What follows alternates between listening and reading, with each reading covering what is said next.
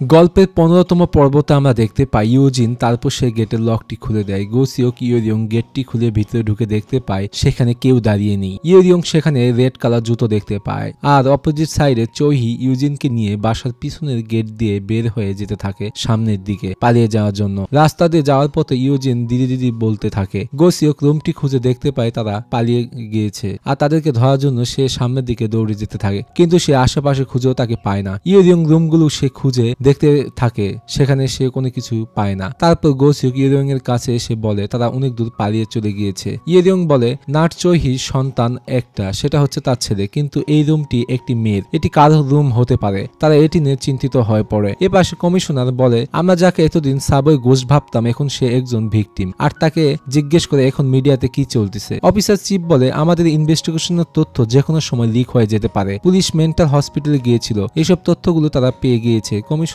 রেগে তাকে বলে এই নিউজটি যদি বের হয়ে পড়ে তাহলে কি হবে তুমি সেটি ভালো করেই বুঝতে পারতেছো, আর সাবওয়ে গোস্ট সেও তো এটি চাচ্ছে যেন নিউজটি বের হয়ে যায়, তাই তুমি ভালো করে শোনো, তাকে অ্যারেস্ট করার পর রিপোর্টারদেরকে আমরা সবকিছু বলে দিব, তাই এখন যত কিছুই হোক না কেন রিপোর্টারদেরকে তোমাকে যেভাবেই হোক না কেন থামাতেই হবে। আশা করি তুমি আমার কথাটি বুঝতে পেরেছো। এ পাশে হামেরি সব ডিটেকটিভদেরকে বলে আমরা তখনই চোহিকে ধরতে পারবো যখন আমাদের কাছে ফুল রিপোর্টটি চলে আসবে, আর হেইজুন সেই মেন্টাল পেশেন্টকে হসপিটালের ভেতরেই মার্ডার করে ফেলেছে, তাই এখন সম্পূর্ণ ফোকাস তার উপর দিতে হবে আমাদেরকে। গোসিওক সবাইকে বলে তার মিশন কমপ্লিট করার জন্য হলো তাকে মেট্রো টানেলের মধ্যে আসতে হবে। সেরনকে কেউ কিন্তু মার্ডার করেনি, এটা একটা অ্যাক্সিডেন্ট ছিল। যখন এই দুর্ঘটনাটি ঘটে তখন তাকে কেউই সহযোগিতা করেনি, সেখানে অনেক মানুষই ছিল কিন্তু কেউ তাকে সহযোগিতা করেনি। সাবওয়ে গোস্ট সেই সব ব্যক্তিদেরকেই মার্ডার করে আমাদেরকে বলতে চায় টেন তার মেয়েকে মার্ডার করেনি, সেই সব ব্যক্তিদের জন্যই তার মেয়ে মারা গিয়েছে। ইয়োরিয়ং বলে আমার মন বলতেছে সেই মেট্রো ট্রেন ফার্স্ট আওয়ারে যেটি আছে সেইটা সেখানে উঠবে এবং ডেড বডিটি সেখানে লুকিয়ে রাখবে,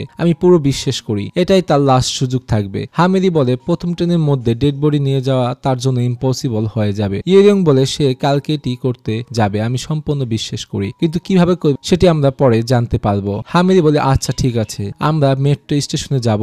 এ পাশে তখন আমরা দেখতে পাই গোস্ট ডেড বডি নিয়ে টানেলের মধ্যে বসে আছে, তার পকেট থেকে ইয়োজিনের ছবি বের করে রাগান্বিত ভাবে তাকিয়ে থাকে। অপরদিকে পুলিশ স্টেশনে শুয়ে থাকে ডিটেকটিভ লিউ ও ডিটেকটিভ কাংসু, তারা দুইজন আনন্দে হাসতে থাকে কারণ জেনারেল ইনভেস্টিগেশন টিম লোকাস্টকে ধরতে পারেনি, তারা সেই কাজটি করে ফেলেছে। সেই সময় গোসিওক ফোন করে তাদেরকে আসতে বললে তারা দুইজন অনেক বেশি খুশি হয়ে যায়। তারপর তারা দৌড়ে এসে গেটটি খুলতে থাকে, সেখানে ছিল বাকি সব ডিটেকটিভরা। তারপর তারা অফিস রুমে ঢুকে মিটিং এ বসে। হামিদ সবাইকে বলে কে কোথায় কোন লাইনে প্রথম স্টেশনগুলো চেক করবে, আরো তাদেরকে বলে আমাদের প্যাসেঞ্জার হয়ে যেতে হবে। আর সেই সময় ডিটেকটিভ লি ডিটেকটিভ কাংসু তাদের ড্রেস আপ চেঞ্জ করার জন্য অফিসার গো এর সকল ড্রেসগুলো এনে তাদের সামনে রাখে, তারপর সবাই এক এক করে ড্রেস তাদের মন মতো চয়েস করে নিতে থাকে। সে সময় ইয়োরিয়ং সে অনেক বেশি চিন্তিত থাকলে গোসিওক বলে তুমি কোনো টেনশন করো না, একবার তাকে আমরা ধরতে পারলে তখন আমরা বুঝতে পারবো ইয়োজিন সে কি বেঁচে আছে না মারা গিয়েছে। তারপর সবাই নিউ ড্রেস পরে সবাই সামনের দিকে যেতে থাকে, এক একজনকে এক এক রকম ড্রেস আপে অসাধারণ দেখতে লাগতেছিল সবাইকে। তারপর তারা ফার্স্ট ট্রেনে ওঠার জন্য দাঁড়িয়ে থাকে আর আশেপাশে খুঁজতে থাকে কোথাও গোস্ট লুকিয়ে থাকতে পারে। গোসিওক ইয়োরিয়ং আশেপাশে দেখতে পায় কেউ ট্রলি ব্যাগ নিয়ে আসেনি, তাই তারা ডিসিশন নেয় পুরো ট্রেনটি তারা খুঁজে দেখবে। তারপর সবাই ট্রেনের ভিতর ঢুকে পড়ে। গোসিওক ইয়োরিয়ং তারা দুইজন দুই পাশে খুঁজতে থাকে কার কাছে ট্রলি ব্যাগ আছে, কিন্তু তারা কোনোভাবেই সেটি খুঁজে পাচ্ছিল না। তারপর তারা দুইজন সামনের দিকে যেতে থাকে। গোসিওক বগি নম্বর 7 দেখে তার সন্দেহ হয়, কারণ ট্রেনে ঢোকার আগে দেখেছিল 6 বগির ট্রেন এটি, কারণ প্যাসেঞ্জার কম, কিন্তু আমরা আছি 7 নম্বর বগিতে। তারপর তারা দৌড়ে সামনের দিকে যেতে থাকে আর তারা লাস্ট বগিতে দেখতে পায় গোস্ট ট্রলি ব্যাগ নিয়ে দাঁড়িয়ে আছে। গোসিওক ইয়োরিয়ং চিৎকার দিয়ে বলতে থাকে গেটটি খোলার জন্য, অনেক চেষ্টা করেও তারা গেটটি খুলতে পারতেছিল না। এপাশে গোস্ট সিটের নিচে ডেড বডি রেখে দেয় আর তাদের দিকে সে তাকিয়ে থাকে। অপরদিকে তারা দুইজন গেটটি খোলার চেষ্টা করতে থাকে। গোসিওক সেখানে থাকা হ্যামার দিয়ে কাঁচ ভাঙার চেষ্টা করতে থাকে, কিন্তু সেটিও পারে না। ইয়োরিয়ং গোস্টের দিকে তাকিয়ে বলে আমার বোন সে কোথায়, আমাকে বলো। গোস্ট তাদের দিকে সে এগোতে থাকে আর ইয়োরিয়ংকে বলে তোমার বোন বেঁচে আছে না মারা গিয়েছে আমিও সেটি জানতে চাই। এ কথা বলে সে ওখান থেকে চলে যেতে থাকে। গোসিওক সে অনেক বেশি রেগে যায় আর হ্যামার দিয়ে কাঁচ ভাঙতে থাকে। এ পাশে গোস্ট সে ট্রেনের গেটটি খোলে আর তাদের দিকে সে তাকিয়ে হাসতে থাকে, যেটি দেখে তারা অনেক বেশি অবাক হয়ে যায়। তারপর গোস্ট ট্রেন থেকে সে লাফ দিয়ে মেরে দেয়, যেটি দেখে তারা পুরো আশ্চর্য হয়ে যায়। ইয়োরিয়ং গোস্টকে ধরার জন্য সে পুরো পাগল হয়ে যায়। সেও ট্রেনের গেট খুলতে গেলে গোসিওক তাকে গিয়ে আটকায় আর অনেক কষ্টে তার মাথাটি সে ঠান্ডা করে। ইয়োরিয়ং সে অনেক বেশি কান্না করতে থাকে। তারপর ট্রেনের বাইরে আসলে গোসিওক তাকে বোঝানোর চেষ্টা করে যে আমরা তার কাছে ছিলাম, তারপর তাকে আমরা অ্যারেস্ট করতে পারিনি। হয়নি। তুমি একটা জিনিস বোঝার চেষ্টা করো, সাবওয়ে গোস্ট জানে না ইয়োজিন সে বেঁচে আছে না মারা গিয়েছে। তারপর সেখানে চলে আসে হামেরি আর বলে আমি পুরো টিমকে টানেলের মধ্যে ঢুকতে বলেছি তাকে খোঁজার জন্য, সে ট্রেন থেকে লাফ দিয়েছে, এটি কিভাবে সম্ভব। তারপর তারা হেডকোয়ার্টার আসলে ইয়োরিয়ং মিটিং এ সবাইকে বলে সাবওয়ে গোস্ট শেষ মার্ডার করার প্ল্যানগুলো সব মেট্রো টানেলের মধ্যেই করে থাকে। মেট্রো স্টেশনের রেস্ট্রিক্টেড এরিয়ার মধ্যে তার টার্গেটের জন্য সে ওয়েট করে থাকতো আর ভিকটিমকে সে মার্ডার করে সে রাতের জন্য ওয়েট করত।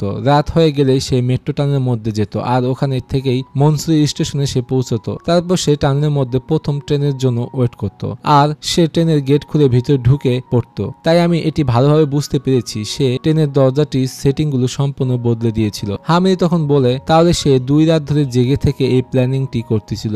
সেই সময় ফরেনসিক ডিপার্টমেন্ট থেকে গোসিওকের কাছে ফোন দিয়ে জানায় ডিএনএ টেস্ট রেজাল্ট চলে এসেছে। তখন আমরা দেখতে পাই অতীতে ইয়োরিয়ং নাট চোহি বাসায় পাওয়া চিরুনি ডিএনএ টেস্টের জন্য পাঠিয়ে দিয়েছিল ইয়োরিয়ং এর সাথে ডিএনএ ম্যাচ করার জন্য। গোসিওক ইয়োরিয়ংকে সে সময় বলে নাট চোহি বাসা থেকে যে চিরুনিটি আমরা নিয়েছিলাম সেই ডিএনএটি তোমার সাথে সম্পূর্ণভাবে ম্যাচ করেছে। তার মানে ইয়োজিন নাট চোহির বাসায় এতদিন সে ছিল আর সে বেঁচে আছে। ইয়োরিয়ং কথাটি শুনে সে অনেক বেশি ইমোশনাল হয়ে যায়। গোসিওক বলে তার মানে গোস্ট তাকে মারতে পারেনি, তোমার বোন বেঁচে আছে, সে সেটি কোনোভাবে জানে না, এই জন্যই সে ট্রেনের মধ্যে বলতেছিল তোমার বোন বেঁচে আছে কিনা, সে সেটি জানতে চায়। ইয়োরিয়ং তখন অনেক বেশি কান্না করতে থাকে আর বলে আমার বোন বেঁচে আছে, যেটি শুনে সে অনেক বেশি খুশি হয়ে যায়। ডিটেকটিভ কিম ও হামেরি এ কথাটি শুনে তারা অবাক হয়ে যায়। গোসিওক তাদেরকে বলে আমরা যে ডিএনএ টেস্ট করতে দিয়েছিলাম সেটি রেজাল্ট পেয়ে গিয়েছি আর ইয়োজিন সে এখন বেঁচে আছে, যেটি শুনে হামেরি সেও অনেক বেশি খুশি হয়ে যায়। তারপর তারা মেট্রো স্টেশনে মিটিং এ বসে। হামেরি সবাইকে বলে আমরা 2 জন হেইজুনকে খুঁজে বের করার চেষ্টা করব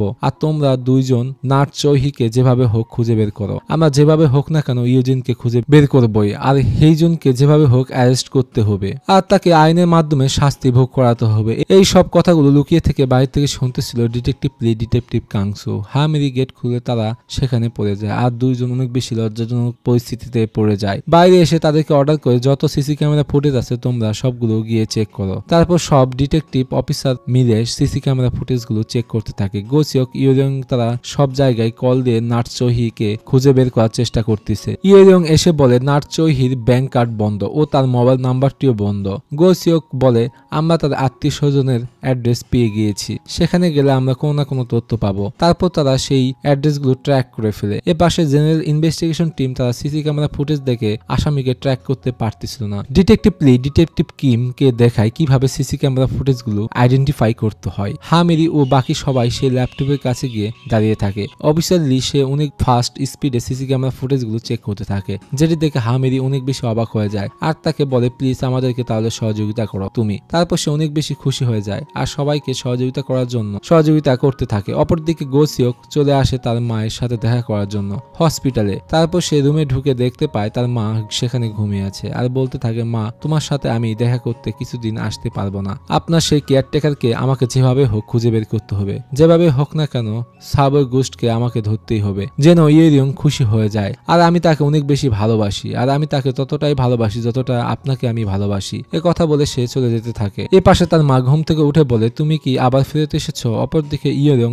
নার্স চোহি আত্মীয় স্বজনের কাছে গিয়ে সে ইনভেস্টিগেশন করতে থাকে। সেখানে সে কোনো তথ্যই পায় না। এক এক করে সব জায়গায় সে যেতে থাকে কিন্তু কোথাও সে কোনো তথ্যই পাচ্ছে না, যেটি নিয়ে সে অনেক বেশি চিন্তিত হয়ে যায়। তারপর তার কাছে চলে আসে গোসিওক। যে বাসায় আমি গিয়েছিলাম সেই বাসায় সে 20 বছর ধরে আসেনি, সেটি শুনে সে আরো অনেক বেশি চিন্তিত হয়ে যায়। এ পাশে গোস্ট তার মায়ের বাসায় এসে দেখতে পায় সেখানে একটা মেয়ের রুম রয়েছে, যেটি দেখে সে অনেক বেশি আশ্চর্য হয়ে যায় আর আশেপাশে সে দেখতে থাকে, যেটি দেখে সে পাগলের মতো হাসতে থাকে। এ পাশে আমরা তখন দেখতে পাই নাট চোহির সাথে বাস স্টপে বসে আছে ইয়োজিন। সে সেখানে চুপচাপ অনেক ভয় নিয়ে বসে থাকে। নাট চোহি তাকে বলে তোমার দাদি তোমার কোনো ক্ষতি হতে দিবে না, এরকম ঘটনা আর কখনোই ঘটবে না, তাই তুমি কোনো টেনশন করো না। ইয়োজিনের তখন মনে পড়ে অতীতে তার বড় বোনের সাথে হয়ে যাওয়ার ঘটনাটি, যেটি ট্রেনে ঘটেছিল। তারপর তার বড় বোন তাকে ট্রেনের মধ্যে রেখে ওখান থেকে বের হয়ে চলে গিয়েছিল, যেটি নিয়ে সে অনেক বেশি কান্না করতেছিল আর গেটের কাছে এসে দিদি দিদি বলে চিৎকার দিতে থাকে। তারপরও তার বোন তাকে ফেলে রেখে চলে গিয়েছিল। এই সব কথা সে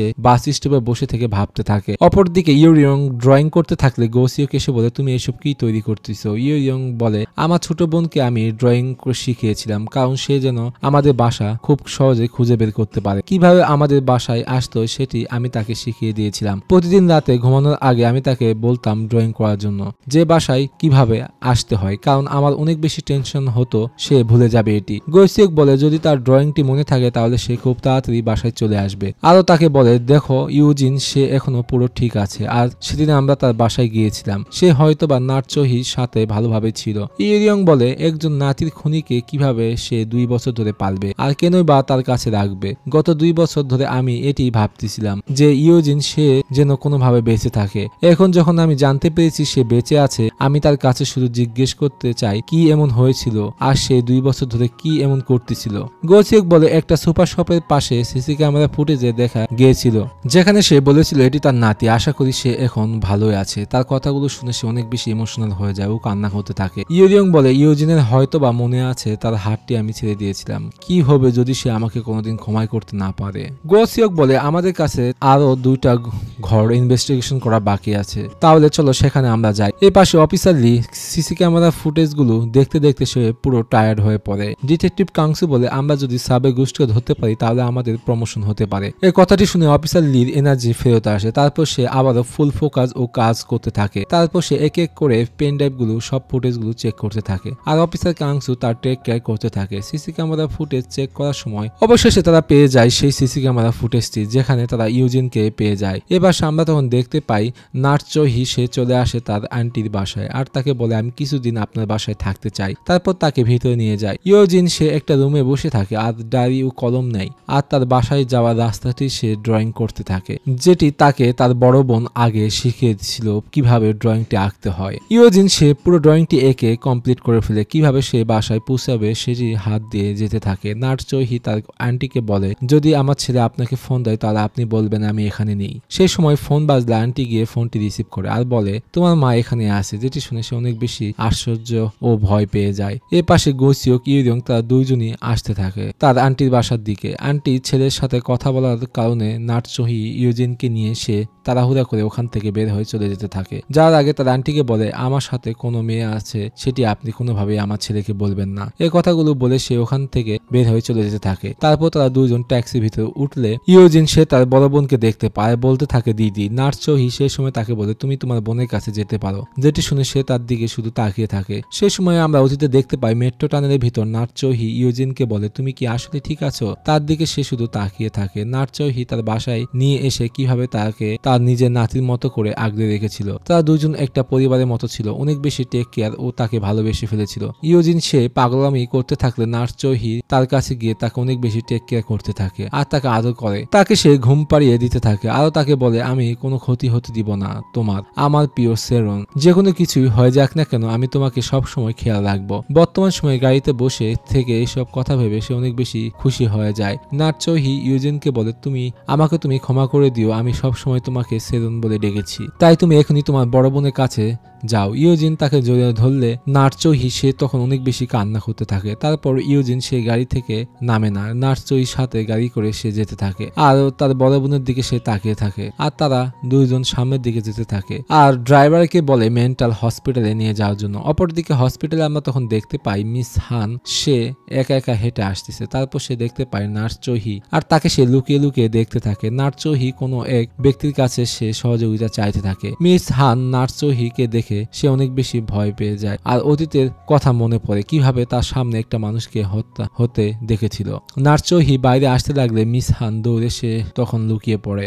নাটচোহি সে রুম থেকে বের হয়ে বাইরে যেতে লাগলে তাকে ফলো করে যেতে থাকে সামনের দিকে। মিস হান তার কাছে গিয়ে বলে ম্যাম পুলিশকে আপনি সবকিছু বলে দেন, আমি সবকিছু দেখেছি। নাটচোহি তাকে বলে চুপ থাকার জন্য, আমি তোমাকে বলেছি না তুমি কোনো তোর কথা বলবে না, তাই তুমি এখনই সবকিছু ভুলে যাও। মিস হান আরো বলে সে ডিটেকটিভ ছেলে আসবে আর তোমাদের দুজনকে ধরে নিয়ে যাবে। নাটচোহি চলে যেতে লাগলে তখন তাকে আটকায় আর সে রেগে তাকে ধাক্কা মেরে ফেলে দেয় আর তাকে বলে কোনো এক ব্যক্তি আছে যাকে আমাকে বাঁচাতে হবে, আমার এই কথাটি তুমি কোনোভাবে বুঝবে না। সেই সময় মিস হান এর মনে পড়ে গোসিওক তার বেডের কাছে এসে বলেছিল ইউরিয়ংকে আমি ভালোবাসি, তাকে আমি ততটাই ভালোবাসি যতটা আপনাকে আমি ভালোবাসি। নাটচোহি মিস হানকে বলে যে ডিটেকটিভ তোমার কাছে আসে তাকে তুমি স্বামী মনে করে, আসলে সে তোমার নিজের সন্তান, কারণ এইসব কথা তোমার মনে থাকে না। তখন তার মনে পড়ে তার সন্তানের চেহারা। এসব কথা সে ভেবে অনেক বেশি কান্নায় ভেঙে পড়ে আর বলতে থাকে জিসিওক আমাকে তুমি ক্ষমা করে দিও, আমি তোমাকে চিনতে পারিনি। এ পাশে পালিয়ে পালিয়ে চলে যায় নার্স চহি। সেই সময় মিস হানের মনে পড়ে তার ছেলে বলেছিল যেভাবে হোক আমাকে কেয়ারটেকারকে ধরতে হবে। তারপর সে দৌড়ে যেতে থাকে নার্সকে ধরার জন্য। তারপর তাকে ধরে ফেলে আর বলে আমি কাউকে বাঁচাতে চাই। নার্স তাকে ধাক্কা মেরে আবারও ফেলে দেয়। মিস হান তার পা চেপে ধরে বলে আমার ছেলে বলেছিল তোমাকে ধরে সে কাউকে বাঁচাতে চায়। আমি তোমাকে কখনোই যেতে দিব না। আমার ছেলে আমার জন্য সবকিছু হারিয়ে ফেলেছে। আমাকে যেভাবে হোক তাকে বাঁচাতেই হবে। আমার ছেলে তাকে ভালোবাসে, তাই আমি যেভাবে হোক তাকে বাঁচাবো। নার্স চহি বলে আমি যদি এখন না যাই তাহলে আমার ছেলে সেই মেয়েটিকে মেরে ফেলবে। সেই মেয়েটিকে মারার পর আমার সন্তান সে নিজেকে মেরে ফেলবে। তাই তুমি আমাকে ছেড়ে দাও, না হলে আমার 2 সন্তান আমি হারাবো। তারপর মিস হানকে ধাক্কা মেরে দিলে তার মাথা গিয়ে লোহার সাথে লেগে যায়, যার কারণে তার ব্রেনে অনেক বেশি আঘাত পড়ে আর সে সাথে সাথে ওখানে অজ্ঞান হয়ে পড়ে যায়। যেটি দেখে নার্স চহি সে অনেক বেশি ভয় পেয়ে যায়। তারপর সে দৌড়ে ওখান থেকে পালিয়ে চলে যায়। এপাশে গোসিওক দৌড়ে সে হসপিটালে চলে আসে। বেডে এসে দেখতে পায় তার মা অজ্ঞান অবস্থায় পড়ে আছে। তারপর ডক্টরকে জিজ্ঞেস করে বলে আমি পুলিশকে কল করেছি, আপনার মায়ের সাথে কেয়ারটেকারের মনে হয় ঝগড়া হয়েছিল, কারণ সে পালিয়ে যাওয়ার চেষ্টা করতেছিল আর তাকে আটকানোর চেষ্টা করেছিল তোমার মা। যেটি শুনে সে অনেক বেশি অবাক হয়ে যায়। তখন তার মা তার নাম ধরে ডাক দিলে সে পুরো অবাক হয়ে যায় আর বলে মা আপনি আমাকে চিনতে পেরেছেন? তখন সে বলে হ্যাঁ। আমাকে ক্ষমা করে দিও, আমি তোমাকে চিনতে পারিনি। তার মা বলে নার্স সে একটা হোটেলে যাচ্ছে, এটি আমি শুধু মনে আছে। গোসিওক তার মাকে বলে আপনি কেন সেই নার্সের পিছনে গিয়েছেন? আপনার যদি কোনো কিছু হতো আমি পুরো শেষ হয়ে যেতাম। মিস হান বলে তোমার মনে আছে তুমি একটা মেয়েকে বাঁচাতে চেয়েছো, আমার সব স্মৃতিশক্তি ফেরতে এসেছে। তুমি আমার সন্তান, এটি নিয়ে আমি অনেক গর্ববোধ করি। আমার জন্য তোমার খুশি সব থেকে বেশি ইম্পর্টেন্ট আর তোমার জন্য আমি সবকিছু করতে পারি। আমার জন্য তোমাকে অনেক বেশি কষ্ট করতে হয়েছে আর এখন থেকে আমার জন্য তোমাকে আর কষ্ট পেতে দিব না। তাই তুমি সবসময় খুশি থাকবে বলে তার দুইজন অনেক বেশি কান্না করতে থাকে। গোসিওক সে পুরো কান্নায় ভেঙে পড়ে। তার মা এখন ঠিক হয়ে গিয়েছে। পরের সিনেমা দেখতে পাই গোসিওক অনেক স্পিডে সে গাড়ি চালিয়ে যেতে থাকে। তারপর তারা দুজন সেই হোটেলে যায় আর আশেপাশে সকল জায়গাগুলো তারা খুঁজতে থাকে। তখন আমরা দেখতে পাই নার্স চহি সে হোটেল রুমে বসে আছে। তখন আমরা দেখতে পাই হোটেল রুমের প্রত্যেকটা গেটে ধাক্কাতে থাকে গেট খোলার জন্য ইয়োরিয়ং। তারপর সে গেটটি খুলে দেখতে পাই সেখানে রয়েছে নার্স চহি। তারপর ইয়োরিয়ংকে ধাক্কা মেরে সে পালিয়ে যেতে থাকে। তাকে ফলো করে সে উপরের দিকে যেতে থাকে। নার্স চহি দৌড়াতে দৌড়াতে সে ছাদে উপরে উঠে পড়ে। ইয়োরিয়ং সে দৌড়ে তার কাছে গেলে তখন তাকে থামতে বলে। ইয়োরিয়ং বলে আমি তোমাকে ধরতে আসিনি, আমি শুধু জানতে চাই আমার ছোট বোন সে কোথায় আছে। নার্স চহি বলে যদি তোমার ছোট বোনকে তুমি পেতে চাও তাহলে সবার আগে আমার ছেলেকে তোমাকে অ্যারেস্ট করতে হবে। যদি তুমি তাকে অ্যারেস্ট না করো তাহলে তোমার বোনকে সে মেরে ফেলবে। সে ভালো করেই জানে আমি তোমার বোনকে নিয়ে পালিয়ে বেড়াচ্ছি। তুমি ভালো করে জানো হেইজুন সে কতটা খারাপ, যে কোনো কিছু সে করতে পারে। যদি তার কোনো কিছু ক্ষতি হয়ে যায় আমার বেঁচে থাকার একমাত্র আশা সেটিও আমি হারিয়ে ফেলবো। তার কথাগুলো শুনে ইয়োরিয়ং সে অনেক বেশি কান্না করতে থাকে আর বলে তাহলে কি সত্যি আমার বোনকে অনেক বেশি টেক কেয়ার করেছেন বলে সে কান্না করতে থাকে। নার্স চহি ইমোশনাল হয়ে বলে এখন আমি তার কোনো খেয়াল রাখতে পারবো না। আমি যদি বলি সে কোথায় আছে তাহলে কি তুমি হেইজুনের হাত থেকে তাকে বাঁচাতে পারবে? তখন সে বলে হ্যাঁ। নার্স চহি যখনই তাকে বলতে যাবে তারপর সে বলতে পারে না। তারপর আমরা দেখতে পাই সেখানে গোস্ট চলে এসেছে। সে লোহার তারটি নিয়ে প্রস্তুতি নিতে থাকে তাকে মেরে ফেলার জন্য। ইয়োরিয়ং সেও প্রস্তুতি নিতে থাকে বন্দুক বের করার জন্য। একজন অপরজনের মুখোমুখি হয়ে যায় তারা। তারপর ঘটনাটি পরের এপিসোডে চলে যায়।